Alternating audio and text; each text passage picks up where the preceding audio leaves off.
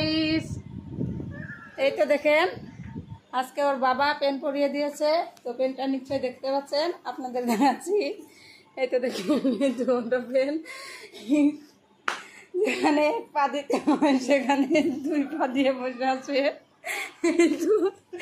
দেখতে পাচ্ছেন কিরকম দেখা যাচ্ছে। তো বন্ধু, এই তো ওর বাবা আজ পেন পরিয়ে দিয়েছে।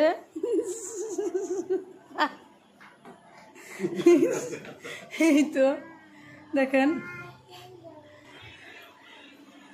প্যান্টের যেখানে এক পা দিতে হয় তো সেখানে দুই পা দিয়ে